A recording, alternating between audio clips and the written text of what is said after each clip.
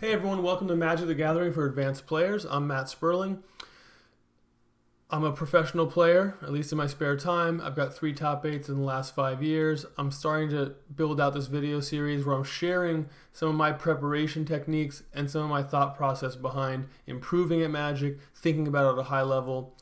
We're not going to always be able to execute a perfect game plan in the moment. We're not going to be able to build our deck perfectly. We have a limited amount of time. But in the moments where we have more time to reflect, to learn, to build our skill set, how do we use that time effectively? And how do we get to the next level? How does my preparation lead to thinking about more things during the game? Thinking about the things that matter a lot quicker? Thinking about the things that maybe weren't on my radar at all 6 months ago or a year ago? Thinking about those and how those affect the decision. So that's what this series is about. Today we're talking about playing more than 40 cards in Limited. It could also apply to playing more than 60 cards in Constructed, although it's slightly different there, but some of the same concepts apply certainly. We're not actually going to be using this dilution equation, but when you dilute your deck, when you go above 40 cards. So in general, this is Magic for Advanced Players. You know the general rule. Stick to 40. Stick to 60. Sometimes, people will talk about a narrow exception where maybe you want to play 17 and a half lands. Well, you can't, so what if I play 18 land and 41 cards? I'm not into that. I think on balance, you're better served picking between, you're making a best guess, 17 or 18, and not diluting your deck. So you draw your bombs with as high a frequency as you can. You draw your powerful cards, your synergies come together. However, if you play 41, is it going to make a huge difference? I don't think so. So if you want that, I don't want this video to be about that. I think that's actually not the most critical thing. I think the concepts, what are the exceptions to that? Is there a time and a place to play more than 40? That's what I want to dive into. I've picked, actually not picked, I drafted a deck that led to me wanting to, and so I'm in the middle of it right now, 3-1. And I've played, the first couple rounds I played 50 cards. And I'm trying 40 cards, I'm not sure. Now 50 cards, you're thinking, well, it sounds insane. So how did I get there? Okay, so this is what it might look like if I'm just playing the normal cards. There's another version. I could even play 40 cards and play this Soul Mender and Epicure combo. So maybe I'm, shaving some other 5s and trimming on stuff like Blade Brand. Okay, what if I wanted to play it all? What if I just wanted to go up, and instead of thinking how can I play the 40 best cards, just think about, well, what if I got to play it all, and why would I even consider doing that, and how would I approach it? So first of all, let's say I think this is a 17 land deck, as most of my limited decks are. Well, we can use a mana ratio. This is not going to be rocket science, but it's important that we've done the prep, or we do this back of the envelope if we're during deck building if we need to. 17 lands out of a 40 card deck is 42% land. Let's just say I went with, you might have to tinker with it to figure out how to get here, but if I want to play 50 card deck, 21 land gives me about the same ratio. So 21 lands. So don't even know how to add them in this view. I would go, okay, give me 11 of those and 10 of those. Now I've got 21 lands, I've got 50 cards. Why is this even in play? Why did I actually play 50 cards in this draft when I almost never play even 41 cards? Well, there were some very specific things going on in this deck that I thought warranted at least considering it, and ultimately I decided to do it. At least for part of the rounds. And like I said, I played at least one round with 40 cards. I'm not sure. I'm low confidence, and that's fine. I can tinker with it and be low. You don't have to pick one thing and then defend it like your ego is tied up in that. And if a friend walks by and why are you playing 50, you say, well, you must be an idiot for not playing 50. You don't have to do that. And I don't. I played 50. I'm not sure if it's right. Let me tinker with it. And let's talk through what the trade-offs are. But in this case, I really don't. If I decide to play 50, it's because there's something unique going on here. And it's a combination of a few things. First of all, I really have a redundant deck, a very redundant deck. Look at all the removal: Pacifism, Aerial Assault, Murder, Agonizing Siphon, Disfigure. Even in the sideboard, I've got a Reprisal and a Bone Splinters that easily could be in the 50 card deck. Certainly, maybe one of these 5s. Who knows?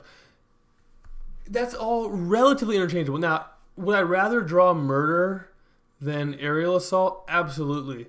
But if I draw aerial assault instead of murder, is it a huge deal? Maybe, maybe not. It depends on the game state, but oftentimes not. So if I expand my deck, I've got a lower probability of drawing murder, but if I'm adding cards like aerial assault in order to do it, not that big a deal. I've got plenty of removal. It's interchangeable.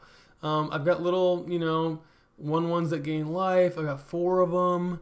I've got some 3, I just have a lot of interchangeable pieces, nothing that's really a haymaker. My 5 drops 3 of the Epicure. These are all sort of interchangeable. That's one thing that's going on, this redundancy. I don't really care too much about which piece I draw precisely. Additionally, I've got, what are my most powerful cards, or at least the top end of my curve, and certainly this is one of my most powerful cards, my first pick, Safara. Cards that I don't actually want in the earlier or mid-game. Cards that I want in the late game. That I want to play a deck that intentionally slows things down, gains life, trades off resources, try to get to the late game. Now, it's nice to have this more frequently in the late game, but so if I play 40, that's a nice benefit. But it's also nice to not have it in my opening hand as often, to draw it, to give myself some turns to figure it out. Maybe the game goes long, I mill it eventually, I bring it back. Again, obviously, I'm more likely any one particular card. I'm more likely to have it when I need it in a 40 card deck. But I'm critically in a 50 card deck, I'm less likely to have it when I don't need it. And these particular cards, there's actually a lot of game states where I don't need it. And then even all that I just said is not enough to make me want to play more than 40 cards. If that's all that was going on, those things I mentioned, redundancy, a lot of removal, some bomb, I would still play 40 cards. There's something very special with this particular card, Battalion Foot Soldier. When it comes into play, it's a Squadron Hawk. You can go get the rest of them out of your deck. It makes drawing 1 pretty powerful, but there's no rush to get to it. But it makes drawing 1 at some point in the game very valuable. It makes drawing 2 in your opening hand or in the early, makes it pretty poor. In fact, quite poor. It's almost like ripping a card up. Not quite, because it's still valuable to have 2. You still get some card advantage back when you play the first one. So it's not quite like ripping up a card or mulliganing, but it's close enough. That's a pretty painful. So that is really what made me think hard about playing 50 cards, even though I don't in general advise that strategy. But I'm here at home in my practice mindset. We're in the lab here. I don't need to just kind of have it. I want to try to inform my intuition about what's going on. So one tool that I'll often use is a hypergeometric calculator, the hypergeometric distribution. This website has a nice tutorial about the hypergeometric distribution. This is really valuable homework for you to do. You're done with this video. The concepts I talked about were really interesting. Go to search StatTrek hypergeometric. Read the tutorial. Understand how this works. I'll explain it really quickly.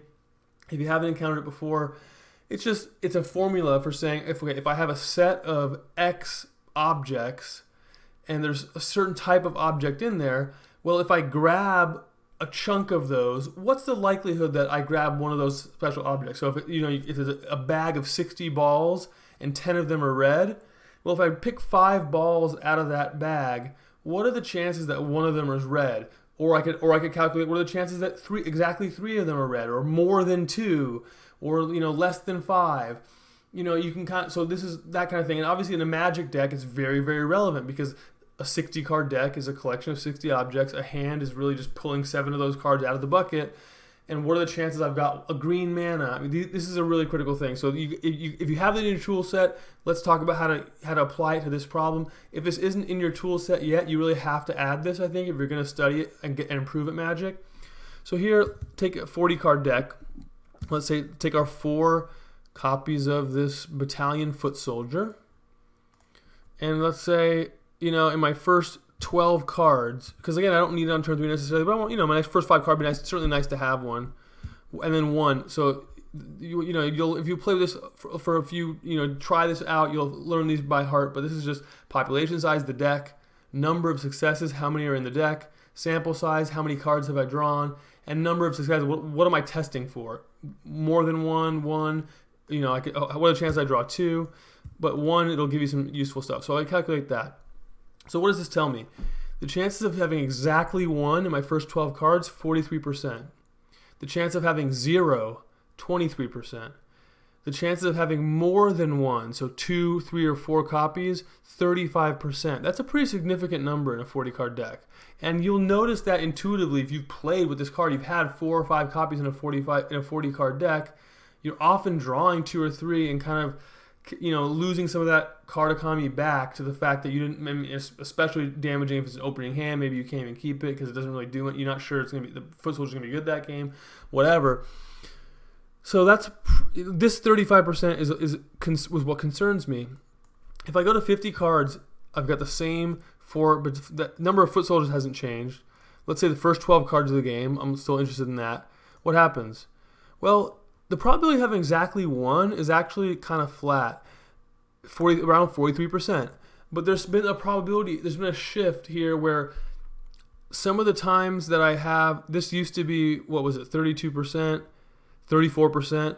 Now it's only 23% that I've got more than 1, and it's much more likely, or that percentage has gone to the chance I have 0. So I have 0, it's common sense, but I find that having exactly 1 being roughly the same that was counterintuitive to me. I actually didn't know until I opened up this website and ran the math that I'm actually about as likely to have exactly 1, and that the trade-off I'm making is actually in 0 versus 2. That's counterintuitive to me, but that's what the math says. So that's already a great result if I'm in prep. I'm learning something from the formula that I couldn't intuit. So I got to then translate that back to Magic. What would I rather have? 0 or 2? Well, in my first X cards, my first 12 cards. Well, it's not obvious what the answer is. I mean, maybe 2 is better than 0 because it's still a pretty powerful effect to play a 2-drop. Play a 2/2 and go get 2 more of them or 1 more of them. On the other hand, the times I draw 3, it's pretty disastrous. The times I have 2 in my opening hand, pretty disastrous.